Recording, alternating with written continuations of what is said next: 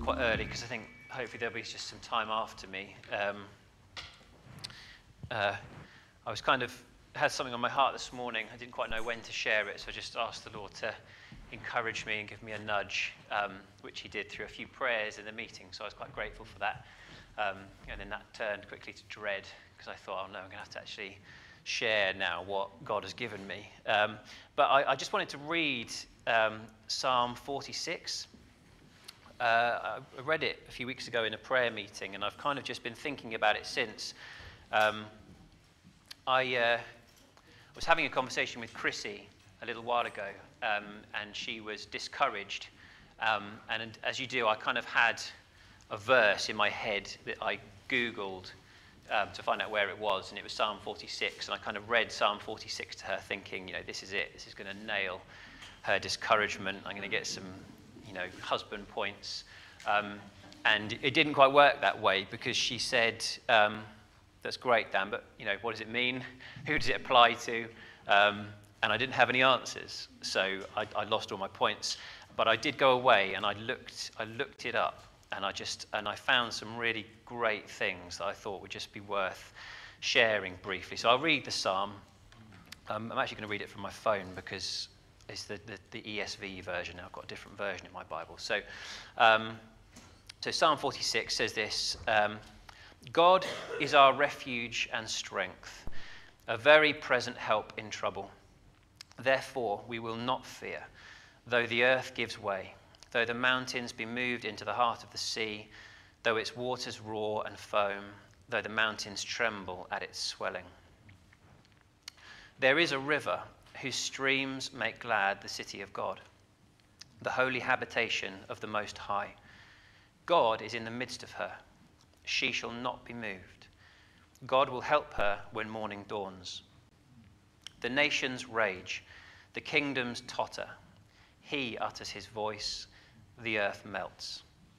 The Lord of hosts is with us. The God of Jacob is our fortress. Come behold the works of the Lord, how he has brought desolations on the earth. He makes wars cease to the end of the earth. He breaks the bow and shatters the spear. He burns the chariots with fire. Be still and know that I am God. I will be exalted among the nations. I will be exalted in the earth. The Lord of hosts is with us. The God of Jacob is our fortress. And it's a great psalm, and probably doesn't need a huge amount of anything to add to it, really. But it seems clear that the writer, the psalmist, is either going through or has been through some fairly significant trials.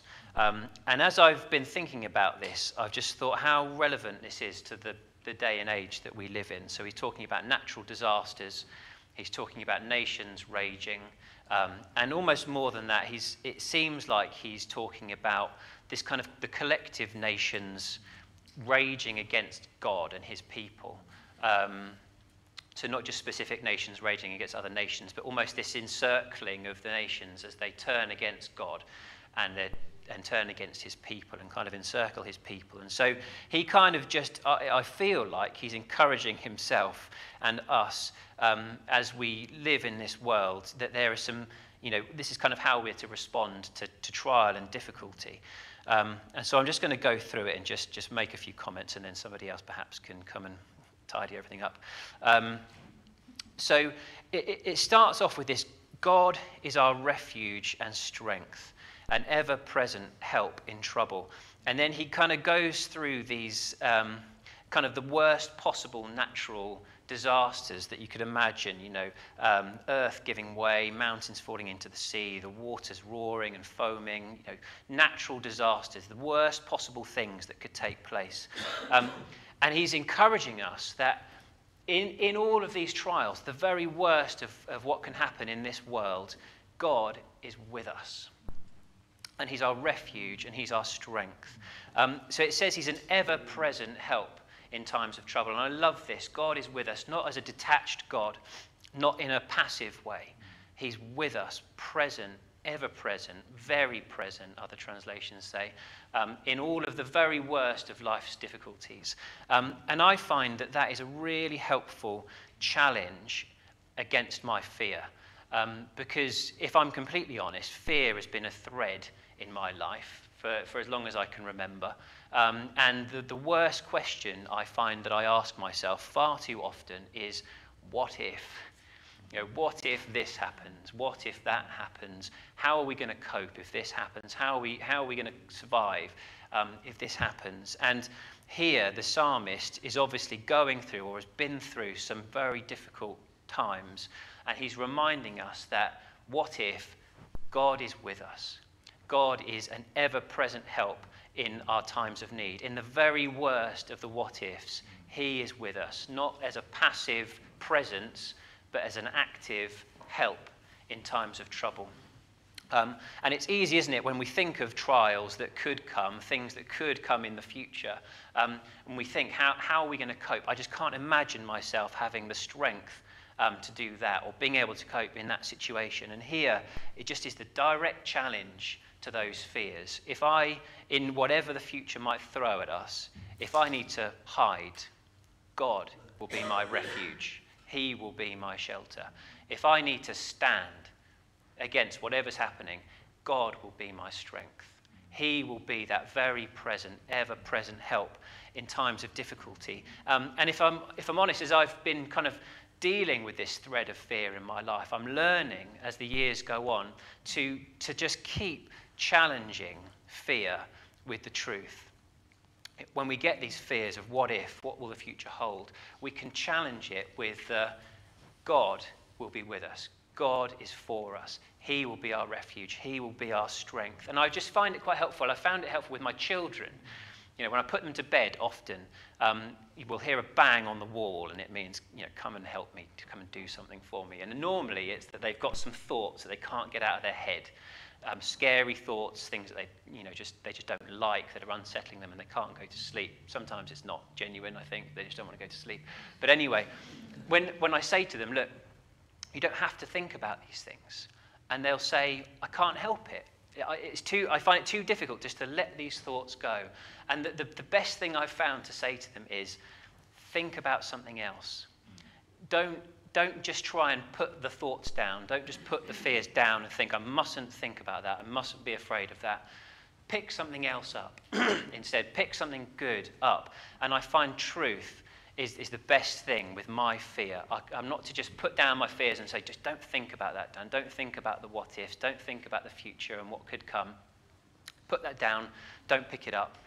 No, pick up something else. Pick up the truth. Pick up the truth that God is with us. God is for us. If I need to run and hide, God will be my shelter. If I need to stand and fight, God will be my strength. He's present, very present, ever present, and he's for us. He's active and not passive. So the psalmist gives us this very worst of natural disasters that can come his way, and his point is, God is with us, therefore we don't need to fear.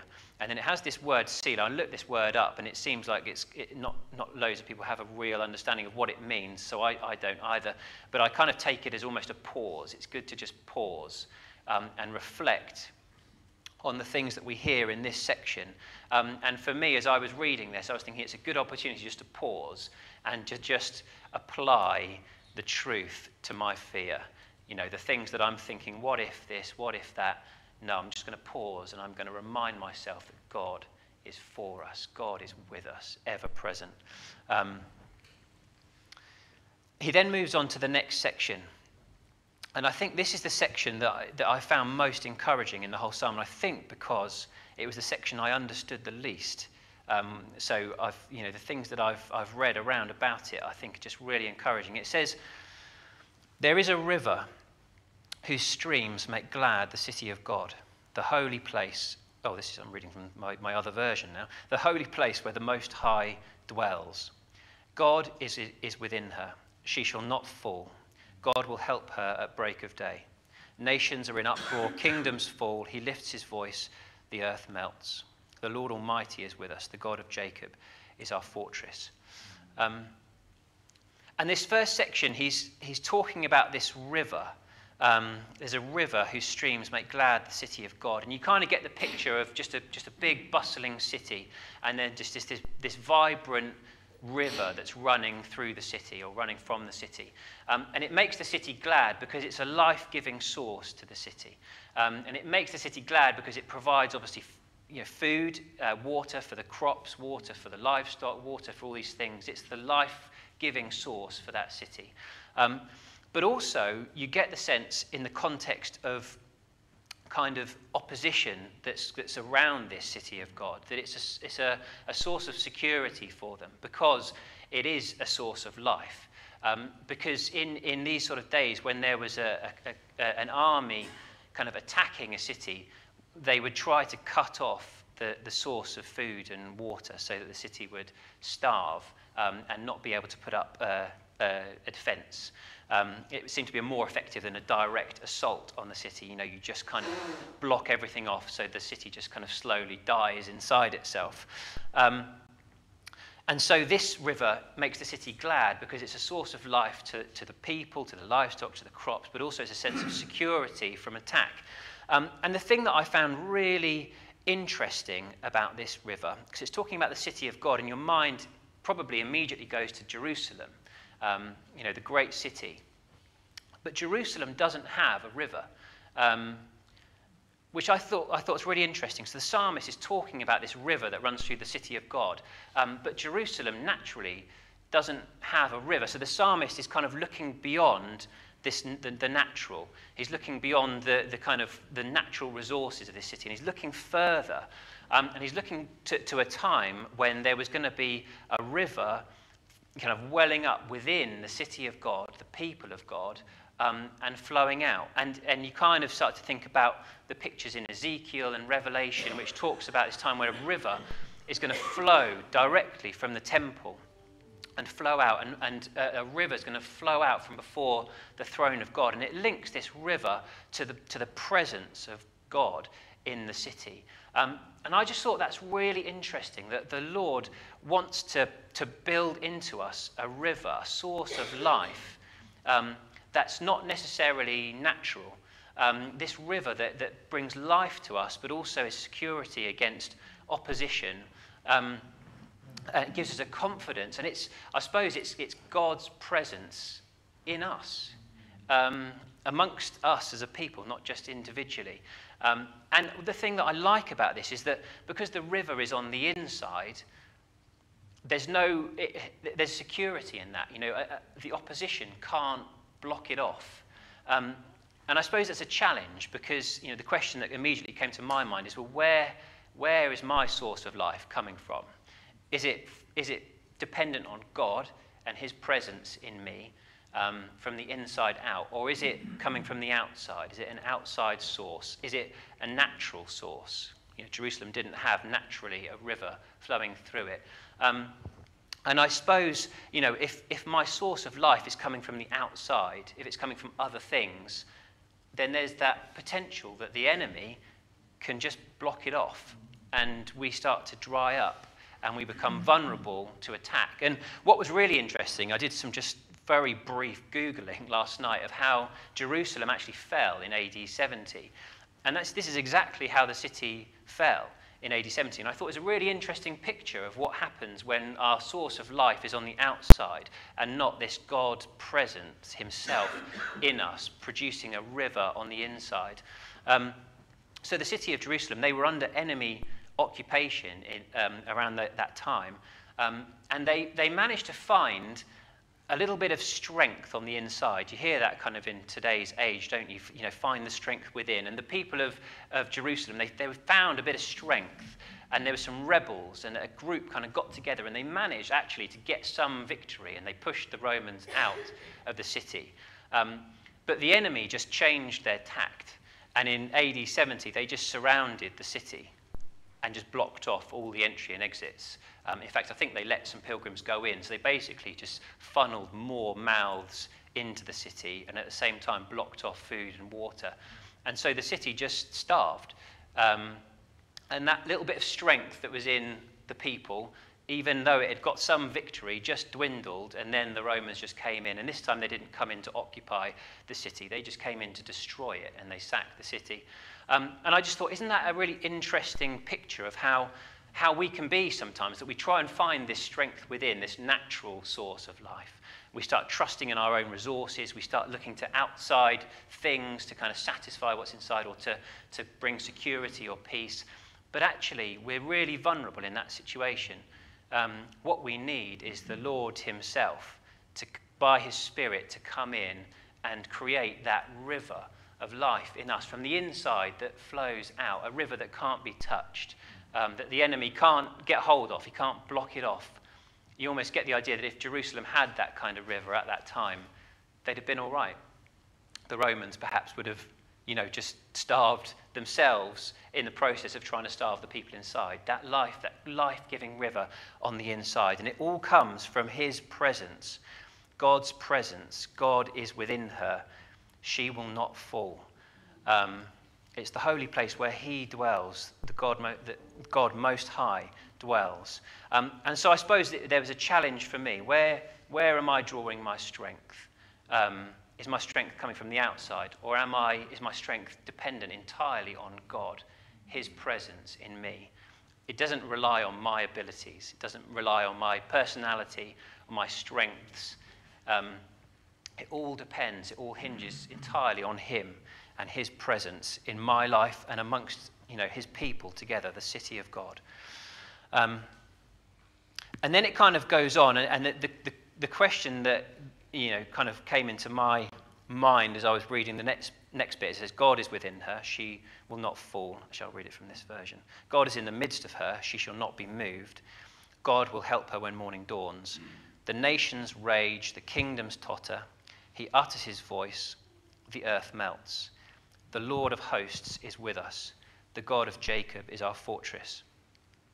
And I suppose the thing I think the psalmist is trying to do, he's trying to kind of give us an idea of who this God is that's in the midst of his people, so we can have strong encouragement when we're going through these trials, when we feel hard-pressed, when we feel like we're being enclosed, or we're going through whatever difficulties and troubles we're going through. Who is this God that's with us? And I just wanted to pick up verse 7, because I just thought this was really great. It says, the Lord of hosts is with us. The God of Jacob is our fortress. And so the Lord of hosts is two kind of titles for God, the Lord of hosts and the God of Jacob. The Lord of hosts kind of implies that this is the kind of the commander of all of the host of heaven, the Lord Almighty, the Lord unrivaled in power, the Lord who is so sovereign and above all of his creation. He is the God of the universe, the Lord of lords, the Lord of hosts. He's with us, not just kind of, a weak God or a partially strong God. This is the Lord of lords, the full stop. I remember overhearing a group of comic fans talking about some superheroes, and I think there's a term, I may get this wrong, about being overpowered. Some superheroes can be overpowered, and that's kind of like a bad thing, because it means they could just, there's no story, is there? Because the overpowered superhero just comes in and is like, nope, everyone gone. God is unrivaled in his power. It makes me think of, the verses that talk about Satan falling like lightning from heaven. He's unrivaled. The greatest creation fell like lightning from heaven. There wasn't a struggle or a tussle in heaven as God and Satan wrestled, and then he got his angels to come and escort Satan carefully out of the kingdom. No, as soon as he raised his heart in pride, he fell like lightning from heaven. He is unrivaled. He is the Lord of hosts, and he's with us. And I remember hearing something just in passing in a sermon, but it stuck with me, and I thought I would just thought it's interesting. There's a point where Jesus is being arrested, and his disciples, they get their swords out and they start kind of fighting back, and Jesus tells them to stop, and he says, do you not think I could ask my Father and he would send me 12 legions of angels? 12 legions. A legion is about 6,000 men, so 12 legions, I worked out on my calculator, is 75,000 men. There's another part in the Old Testament that talks about the Lord sending an angel, one angel, into the camp of the Assyrians. And that one angel struck down that night 185,000 Assyrian soldiers. So with a little bit of maths, my calculator couldn't handle this. 12 legions of angels. One angel can strike down 185,000 Assyrian soldiers. I think it works out as over 13 billion people. Yeah, it's a silly kind of calculation, but the point is that's just 12 legions of angels. This is the Lord of hosts. There are myriads of angels.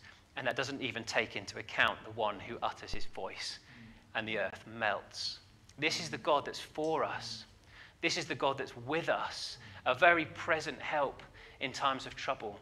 The earth might be moving, the nations might be raging, kingdoms tottering, we might feel enclosed, all around us. This is the God that's with us, the Lord of hosts, the commander of the host of angels, the one who utters his voice and the earth melts. He's with us. He's for us. The psalmist is encouraging himself. The Lord Almighty, the Lord of hosts, is with us. But not just the Lord of hosts, the God of Jacob. And I love this because it takes, we've just considered this almighty, unrivaled God who's with us. He's also the God of the individual. He's the God of Jacob. He's the God of promise. He's the God who's completely committed to his promise.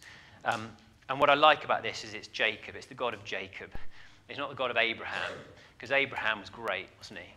Abraham nailed it. Abraham got things right. He was full of faith. He was bold. Jacob was twisted. Jacob got it wrong.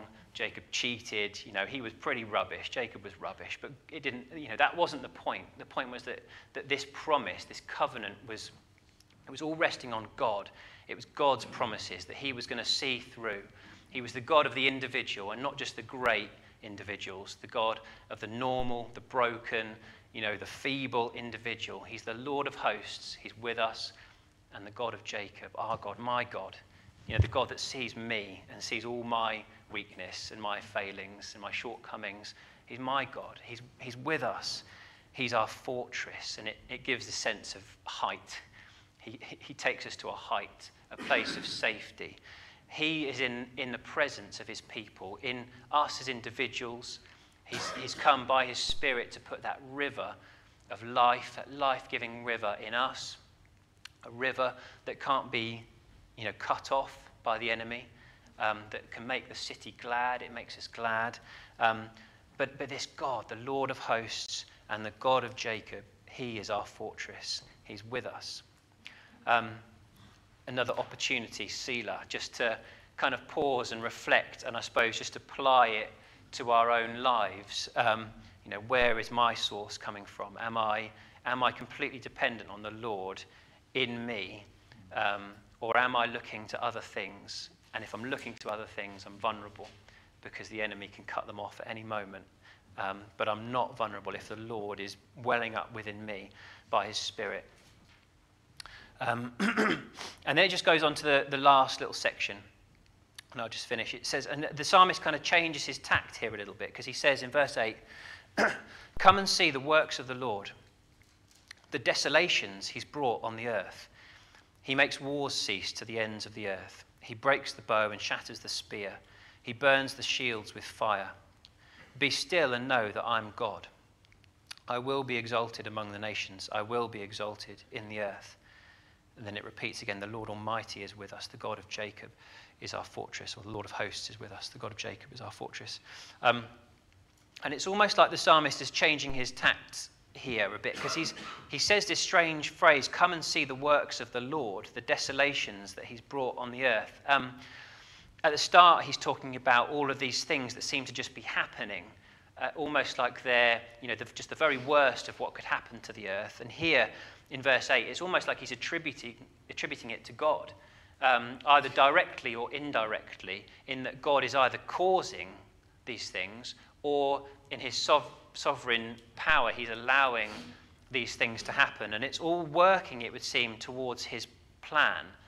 And his plan is to bring peace. His plan is to make the wars to cease to the ends of the earth, to break the bow, to kind of bring these nations low. And I suppose it's just a different way of looking at the things that are going on in the world for this psalmist. He recognizes that actually the Lord is the Lord. He is God. He is in complete control, and his heart is good and full of love towards people. We know that, don't we? That he doesn't want anyone to perish, but he wants everyone to come to repentance. And yet it seems that this, trial and suffering and difficulty is kind of a weapon in his armory. It's what he uses to bring down the nations, to bring down the arrogant, to bring down the proud, because he knows that as long as men are in charge, peace, that kind of peace, is not possible. And I suppose it's the same for our own lives as well, isn't it? When we are, on the throne of our own lives, God knows that's not going to lead to peace. That's not going to lead to the peace that he wants to bring to us. We have to be dethroned.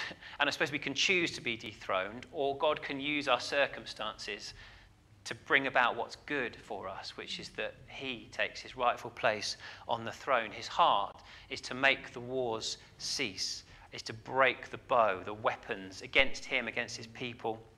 His heart is to destroy those, but he uses these desolations, he uses trials.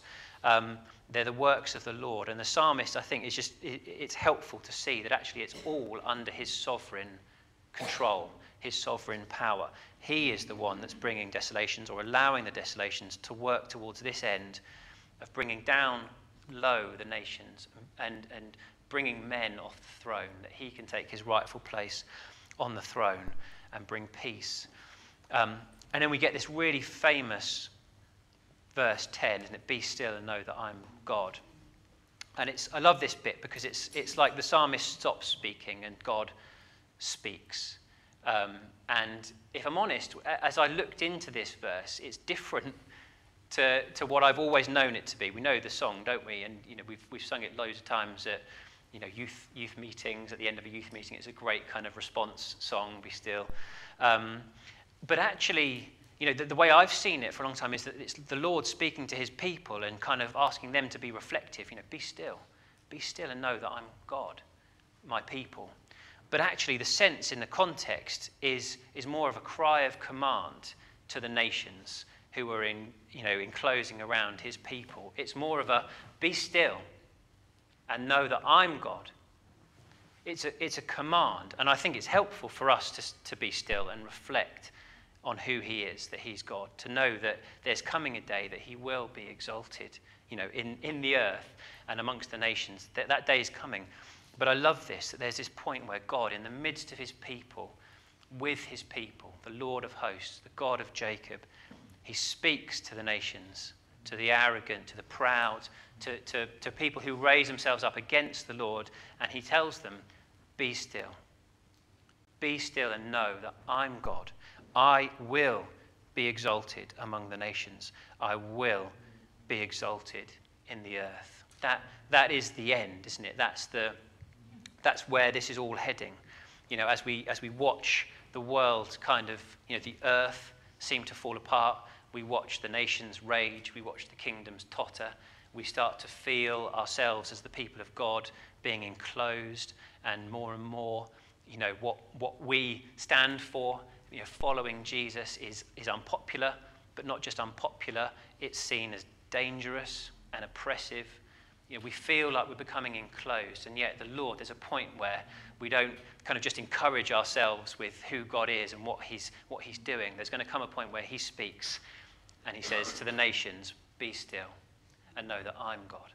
I will be exalted among the nations. I will be exalted in the earth. And then he just finishes again with that great encouragement. The Lord of hosts, the Lord Almighty is with us. The God of Jacob, unrivaled power. There's nothing, no one compares to our God.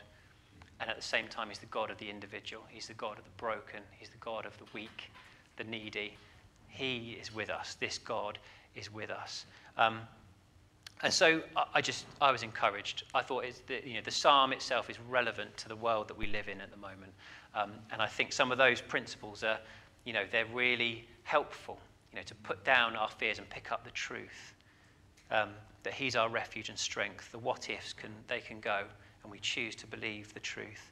That we draw our strength from him, that source, for his presence to come and live in us, to stop trusting in our natural abilities or lack of abilities, to stop trusting in the things outside that make us vulnerable to attack, that we recognize who this God is that's with us, the Lord of hosts, the God of Jacob, and that we recognize that this is from him. It's his way of speaking to the world to bring down men off the throne, that he can take his rightful place. And there's coming a day that he'll speak and say, "Be still and know that I am God."